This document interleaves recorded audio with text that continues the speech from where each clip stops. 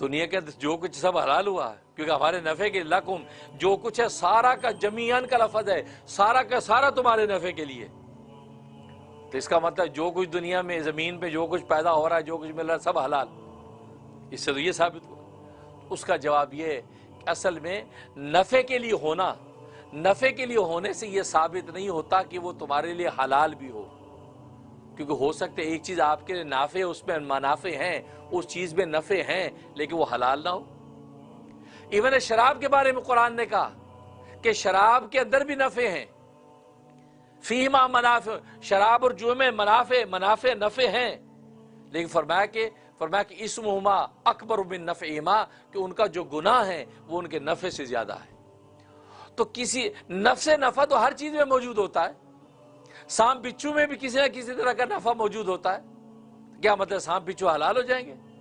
تو اس لیے کسی چیز کے حلال ہونے کا مدار نفع پر نہیں ہے، حلال ہونے کا مدار ظاہر ہے کہ اللہ تبارک و تعالیٰ کے فیصلے پر ہے۔ اس لیے محرمات شریعہ، اللہ رسول نے جن چیزوں کو حرام کر دیا وہ حرام، اب بھلے اس میں جتنے بھی نفع ہوں وہ حرام ہو گیا۔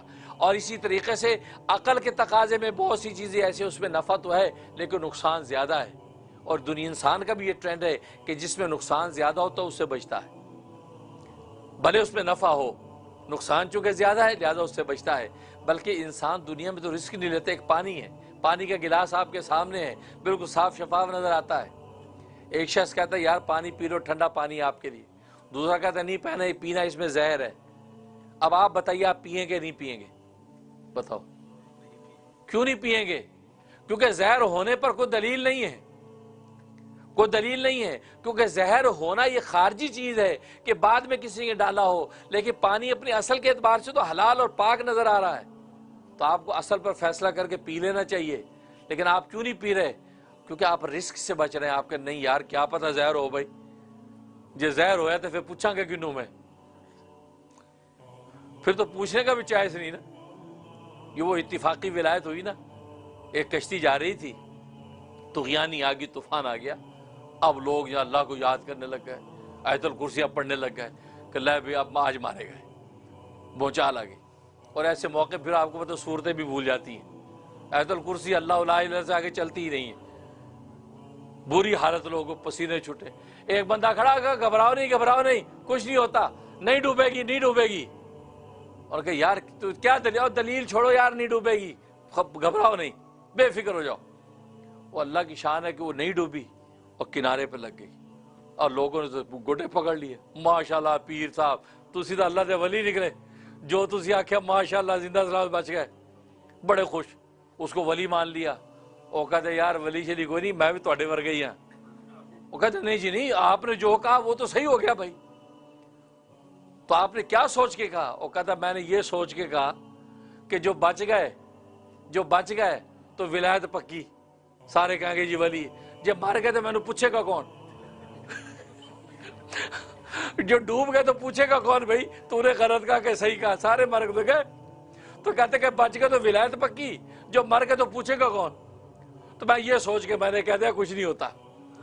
تو بات وہی ہے، تو اب ایسا رسک آپ نہیں لیتے کہ یار کہتے آپ پانی پی لو، کہتے یار میں قسم کھاتا ہوں اس میں زہر نہیں ہے، دوسرا کہتا نہیں اس میں زہر ہے، تو ایک قسم کھا رہا دوسرا قسم بھی نہیں کھا رہا، آپ پیتے نہیں ہیں۔ تو آپ اپنی معمولی جان کے لیے اتنا سا رسک نہیں لیتے۔ اللہ اور اللہ کے رسول ایک چیز سے آپ کو منع کر دیں، وہاں آپ ایمان کا رسک لے لیتے ہیں، یار کوئی نہیں یار کچھ نہیں ہوتا، صحیح ہے ساری دنیا کھا رہی ہے۔ اس کا مطلب آپ جان کا رسک لیتے نہیں ہیں، ایمان کا رسک لے لیتے ہیں، اللہ رسول کی بات نہ مان کے آپ حرام کھا لیتے ہیں، تو گویا کہ ایمان برباد آپ نے کر لیا اور آخر میں اللہ کے سامنے پیش ہو جائے گی۔ اس لیے بے شک یہ فرمایا کہ انسان کے نفع کے لیے ہے، ہر نفع کے اپنے پہ درجات ہیں کہ کس چیز کو آپ کتنا اور کس طریقے سے استعمال کریں۔ جیسے حکیم ہے، حکیم زہر کو بھی استعمال کرتا ہے لیکن زہر کو مار کے اور اس کا کشتہ بناتا ہے، لیکن آپ کو زہر مارنا نہیں آتا، آپ اس کو ڈائریکٹ کھا کے خود مر جائیں گے۔ اس لیے فرمایا نفع ہے لیکن نفع سے یہ ثابت نہیں ہوتا کہ آپ کے لیے حلال بھی ہے۔ ثم استوى الى السماء، پھر یہ کہ وہ آسمان کی طرف متوجہ ہوا، فسواهن سبع سماوات، پھر وہ 7 چھتیں یا 7 آسمان برابر قائم کر دی۔ میں نے یہ واقعہ کسی موقع پہ سنایا، ایک عورت، ایک خاتون بیچاری سن رہی تھی، بڑی مظلوم تھی، میاں بڑا ظالم تھا، بڑی تکلیفیں پہنچاتا تھا. انہوں نے اس بات سے کیا اخذ کیا اس خاتون نے؟ اس نے اللہ میاں کو خط لکھا، اللہ میاں کو خط لکھا کہ اے اللہ تیری بندی مثلا فرزانہ کی طرف سے میرے اللہ کے نام، یہ عنوان بنایا. آگے لکھے اللہ میرا میاں ایسا ظلم کرتا ہے، ایسا ظلم کرتا ہے، ساری باتیں جو لکھ دی لپیٹ کے لیے، اور لفافے میں لکھا اللہ کے نام، اور لکھا یہ خط اللہ کو پہنچا دیں. لفافے ایڈریس یہ لکھا، ڈال دیا پوسٹ آفس.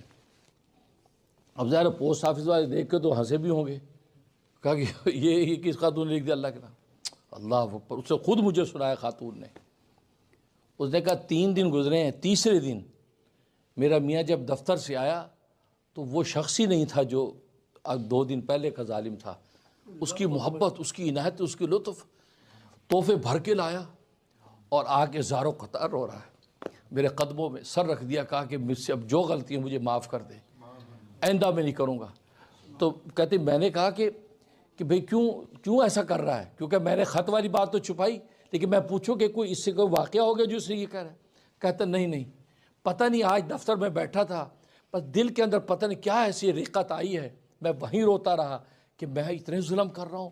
تو جو ظلم کی تصویر تھی ساری فلم میری آنکھوں کے سامنے دوڑی. میں نے کہا میں تو آج جا کے اس اللہ کی بندی سے معافی مانگ لوں گا کہ آئندہ میں نہیں کروں گا. 3 دن میں آ کے جو اس نے جو معافی مانگی اور اس نے کہا جی میں آئندہ نہیں کروں گا، تو وہ خاتون کہتی میں سمجھ گئی میرے اللہ کو خط پہنچ گیا.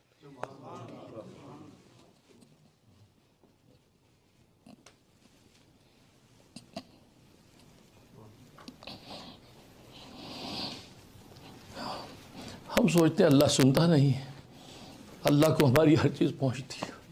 پکارو تو صحیح، ہاتھ اٹھاؤ تو صحیح. اللہ تو قرآن میں کہتا قد سمع اللہ قول التی، اللہ نے سن لی بات اس عورت کی. اے نبی جو تجھ سے اپنے میاں کے بارے میں جھگڑ رہی ہے، اپنے میاں کی شکایت کر رہی ہے، تجھ سے جھگڑ رہی ہے، اللہ نے اس عورت کی بات سن لی ہے. ایسی سنی ہے کہ اپنے قانون شریعت ہی بدل دیا. کہا کہ نبی تو جو شریعت کا قانون پیش کر رہا تھا تو اپنی جگہ صحیح تھا، لیکن اس کا جو ہے رونا اور تجھ سے نزاع کرنا میں نے سن لیا ہے. اس تڑپتی آواز کو میں نے سمجھ لیا ہے، میں نے آج شریعت کا قانون ہی بدل دیا. اللہ سنتا ہے، تو اللہ کو خط پہنچ گیا ہے. میرے دوستوں بزرگوں، بس یہ سوچ کے زندگیاں گزارو تو سمجھ میں آ جائے گا کہ زندگی ہوتی کیا ہے. ایک لمحہ خدا کو پہنچتا، لمحہ خدا دیکھتا. کبھی نہ سوچو خدا کو نہیں پتہ چلا. تو جیسے اس اللہ کے بدلی کا خط اللہ کو پہنچ گیا. کیا خط تھا اور کیا خدا کی عنایت تھی، 3 دن میں فیصلہ ہو گیا. میں محبت نہیں ہوتی. بارہ اللہ تبارک و تعالی اس کو جانتے ہیں، لیکن میاں بیوی ہوں آپس میں محبت نہ ہو. اللہ نے یہ ایک ایسا رشتہ عطا فرمایا ہے کہ جس میں انسان ساری محبت نشاور کر سکتا ہے، اور حلال اور پاکیزہ، اور ایسی حلال پاکیزہ کہ حدیث میں آتا ہے کہ میاں بیوی آپس میں بیٹھ کے گپے لگاتے ہیں، جب باتیں کرتے ہیں تو اللہ تبارک و تعالیٰ کے ہاں یہ لکھا جاتا ہے کہ یہ نفلوں میں کھڑے ہیں. یعنی ویسے نوافل میں آپ کھڑے نہیں ہو سکتے 1 گھنٹہ، لیکن 1 گھنٹہ میاں بیوی آپس میں گپے لگا رہے ہیں، لطیفے سنا رہے ہیں، ایک دوسرے کو ہنسا رہے ہیں، باتیں کر رہے ہیں، اپنے گھر کے ماحول کے حوالے سے، بچوں کے حوالے سے مشورے کر رہے ہیں. 1 گھنٹہ پورا مثلا انہوں نے یہ میٹنگ کی ہے، تو 1 گھنٹہ اللہ کیا لکھا جاتا ہے کہ یہ نفلوں میں کھڑے ہیں. نوافل 1 گھنٹے کے لکھے جاتے ہیں. اب میاں بیوی تو اتنی آسانی سے آپس میں الفت و محبت کے ساتھ جنت کو پا سکتے ہیں، اس سے زیادہ پرلطف راستہ ہی کوئی نہیں ہے. تو مجھے حیرانی ہوتی ہے کہ میاں بیوی جو ہے اپنا یہ پرلطف راستہ، یعنی جس میں انسان کی نفسانی خواہشات کو بھی تسکین ملتی ہے، اس راستے کو کھو دیتے ہیں. میاں صاحب وہ چڑچڑے رہتے ہیں، بیوی وہ سر پہ رومال باندھ کے پھرتی رہتی ہے، تو دونوں کا منہ چڑھا ہوا ہے. کیوں ضائع کرتے ہو ٹائم کو؟ پتہ نہیں تمہاری عمریں کتنی ہیں، زندگی آگے سانس کتنی ہے، کیوں ضائع کرتے ہو؟ یہ لطف اٹھاؤ زندگی کا، جوانی کا لطف اٹھاؤ، اپنی نفسانی خواہشات کا لطف اٹھاؤ، اپنی بیوی کو اپنی گرل فرینڈ بناؤ. یہ باہر کی گرل فرینڈوں کے گند چاٹتے پھرتے ہیں لوگ، لیکن بیوی اللہ نے آپ کو ایک ایسی گرل فرینڈ دے دی ہے کہ جو حلال اور پاکیزہ، بلکہ اس کے ساتھ میں نے کہا کہ اس کو باتیں کرنے میں نفلیں، اور اس کے منہ میں لقمہ اگر ڈالیں تو حدیث میں فرمایا کہ صدقے کا ثواب لکھا جاتا ہے. اس کو بوسہ دیں تو صدقے کا ثواب لکھا جاتا ہے.